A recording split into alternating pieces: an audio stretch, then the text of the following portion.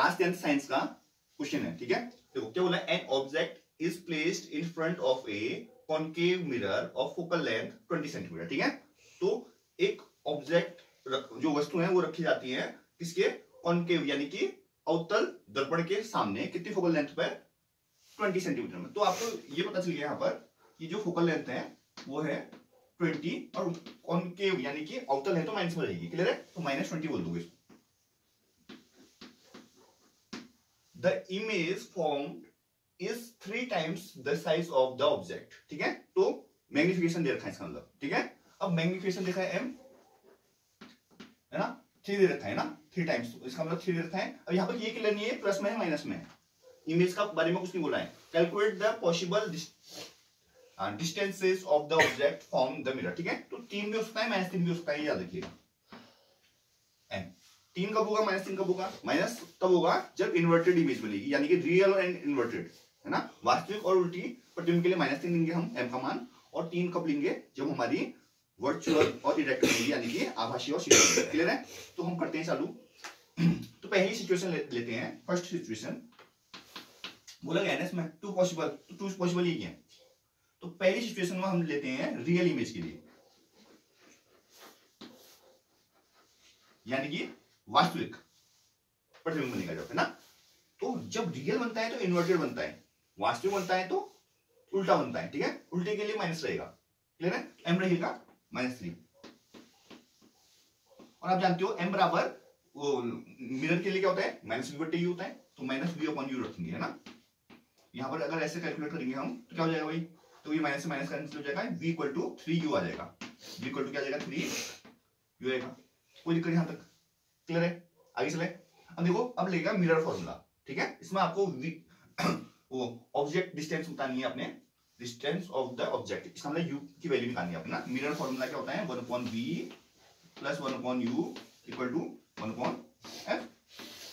कर लो, 1/v की जगह 3u रखो, v की जगह 3u रखेंगे, प्लस u की जगह तो u रहेगा, इक्वल टू 1/f मतलब 1/-20, है ना। कोई दिक्कत यहां तक, क्लियर है। अब देखिए, अब एलसीएम ले लेंगे इन दोनों का, तो एलसीएम क्या आएगा भाई, देखो 3u आ जाएगा इसका, है ना। तो यहाँ ऊपर 1 आ जाएगा, प्लस u से u कटेगा, 3 आएगा, बराबर दो। इसका एलसीएम 3u आया, 3u से 3u में डिवाइड किया 1 आया, 1 × 1 1 आया, प्लस u से डिवाइड करोगे तो 3 बचेगा ना, इक्वल टू 1/-20। समझ आ रहा है ना, आगे बढ़ा रहे हैं उसको, देखो तो 3 और 1 4/3u, u है उसको 34 में समझ लेना, इक्वल टू 1/-20। तो अब 3u इक्वल टू क्या हो जाएगा, देखो क्रॉस मल्टीप्लाई किया है ना, तो देखो 4 × 8 -80 आ जाएगा, और u इक्वल टू क्या आ गया, -80/3, ठीक है। सेंटीमीटर में आएगा, क्योंकि सेंटीमीटर दिया था, कोई दिक्कत इसको। अब ये सिचुएशन 1 है जब रियल इमेज बनी थी, है ना। अब वर्चुअल इमेज बनेगी,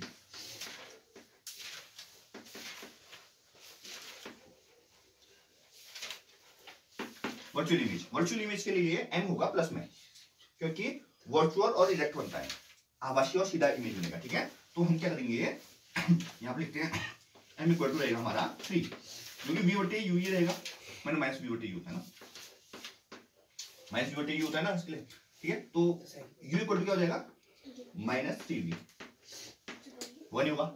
अब मिरर फॉर्मूला दोबारा लगेगा, लेंथ दो बार लगेगा ना, 2 सिचुएशन है यहाँ पर, तो 1/v + 1/u equal to 1/f रखो, 1/v